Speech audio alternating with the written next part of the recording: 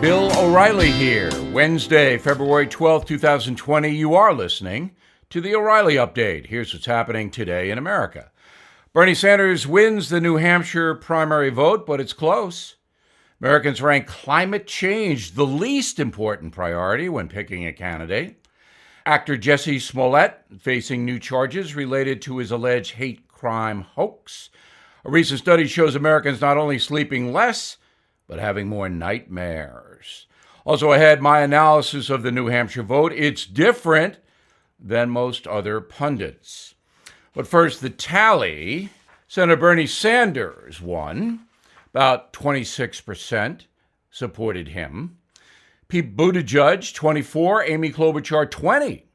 Elizabeth Warren, just 9. Joe Biden, 8.5. A disaster. Andrew Yang dropping out of the race, telling everybody, I'm a math guy. It's clear from the numbers we're not going to win. More on the New Hampshire vote coming up. Americans ranking climate change the least important issue when picking a presidential candidate. U.S. adults placing global warming at the bottom when asked to list problems facing the USA. The top three include the economy, healthcare costs, and national security.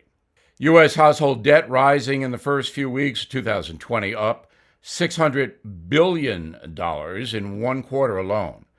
American families now owe more than $14 trillion with a T dollars. We're talking about mortgage loans, living expenses, credit card debt, those kinds of things. Actor Jussie Smollett facing new charges related to his hate crime hoax. Grand jury indicting the Empire Star on 6 counts of disorderly conduct and lying to police. Smollett claims he was assaulted by 2 Trump supporters in downtown Chicago last winter.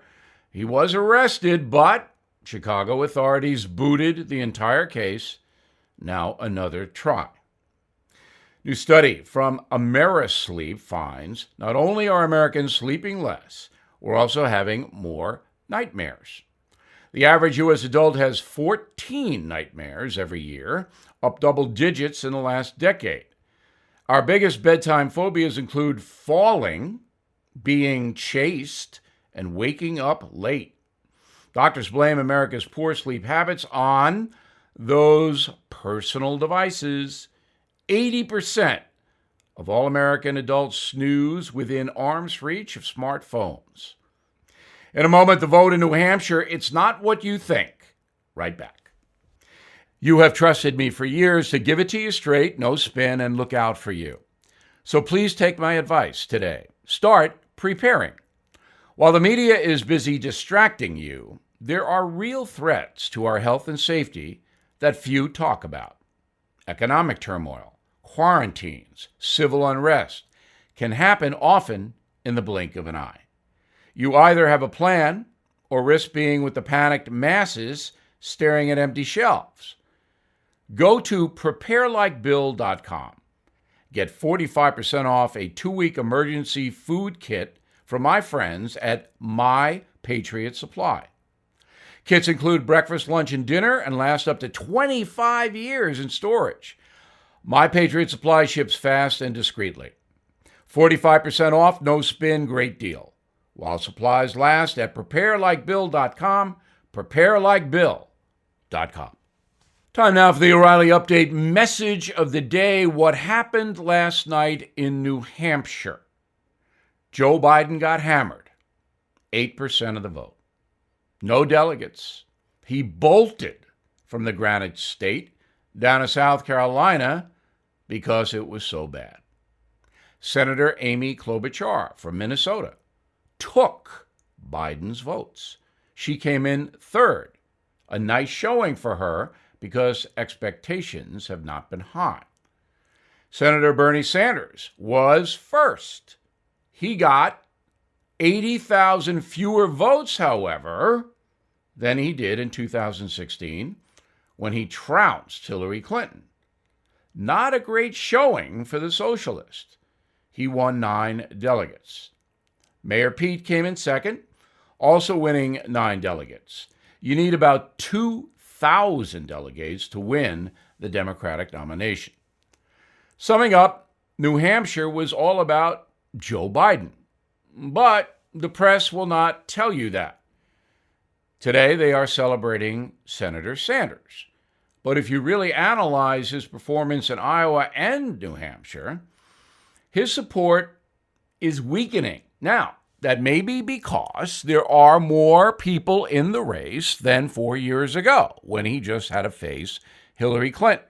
However, Elizabeth Warren has collapsed. And even if you take her votes in New Hampshire yesterday and combine them with Sanders, he doesn't come close to getting what he got in 2016. So what does that tell you?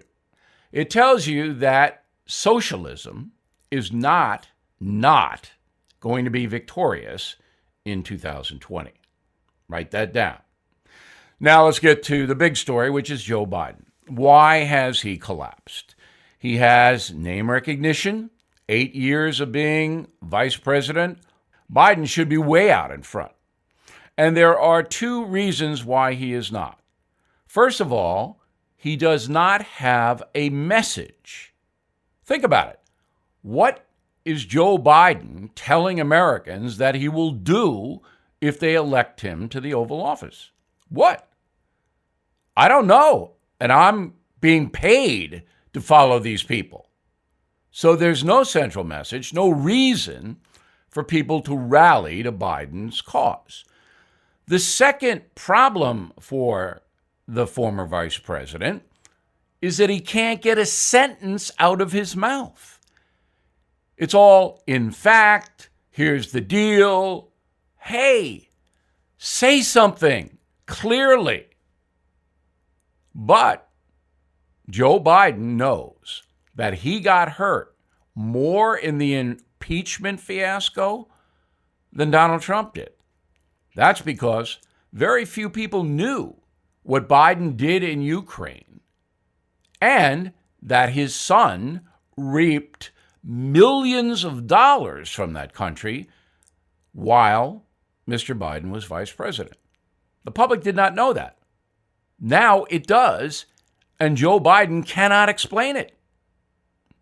So maybe it's good he can't get a sentence out. All in all, Biden is not dead, but it's close.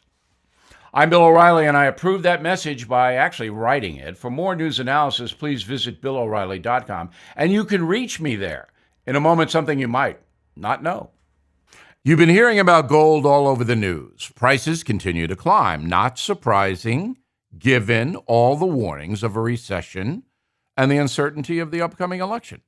Americans are looking for stability as a way to protect their savings and retirement.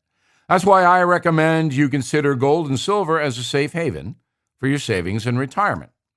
The company I recommend and have for years is American Hartford Gold Group. They are A-plus rated with the Better Business Bureau. Also, they make it simple and easy for you to invest in physical gold and silver.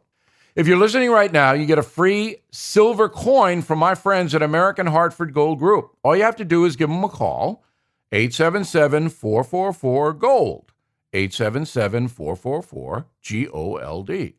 Call them now to claim your free silver gift for a limited time and tell them Bill sent you. Or visit them online at www.billfreecoin.com. Again, that's 877-444-4653 or billfreecoin.com. Now, the O'Reilly Update brings you something you might not know.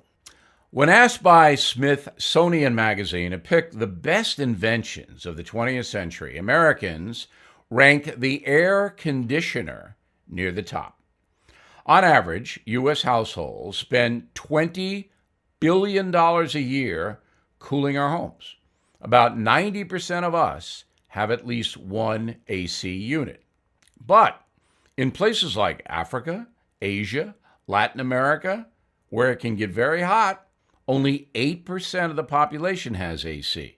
Some folks live in sweltering temperatures all year round. Here are some of the hottest spots on Earth in which to live. The Australian mining town of Cooper Pedy has an average temperature of 120 degrees, requiring 80% of the residents to live underground. The village has subterranean bars, restaurants, and recreation for the area's 2,000 residents. Town also has an underground Holiday Inn for tourists. I know I'm going to book that. Next, the Lut Desert in Iran. A few thousand folks live in 30 villages where surface temperatures can hit 160 degrees. Temperatures so hot, even bacteria can't survive. Over to Kuwait City, where you won't find workers outside in the afternoon. It's illegal. With daily temperatures often breaking 120, heat stroke is a serious concern. Businesses can be fined or even shut down for exposing employees to intense heat between noon and 4 p.m. The hottest place on the planet is right here in the USA, Death Valley, California. Summer temperatures in the town of Furnace Creek, 135 degrees. The extreme heat is a result of the town's elevation, 200 feet below sea level, with an annual rainfall less than 2 inches. And here's something you might not know. Despite the town's tiny population of just 24 folks, Furnace Creek hosts an annual golf tournament called the Heat Stroke Open. It's in the record books as the warmest sporting event on planet Earth. Back after this. You would pay off your IRS debt if you could, but maybe you can't. You don't have the money. And now you're asking this important question. Is this the day the IRS shows up at my work, garnishes my wages, seizes my bank account, maybe even my home? Let me suggest a way to end your IRS nightmare. Please call Optima Tax Relief, America's most trusted tax resolution firm. They're experts in the Fresh Start Initiative, a powerful IRS program that could save you thousands if you qualify. In fact, Optima has resolved over $1 billion of tax debt for people like you. Get the peace of mind that comes when you have Optima on your side, standing between you and the IRS, fighting to help stop aggressive collection action and helping to protect your assets. Don't wait. Put your IRS worries to rest. Please call 800-956-6166. 800-956-6166. 800-956-6166. Some restrictions apply. For complete details, please visit OptimaTaxRelief.com.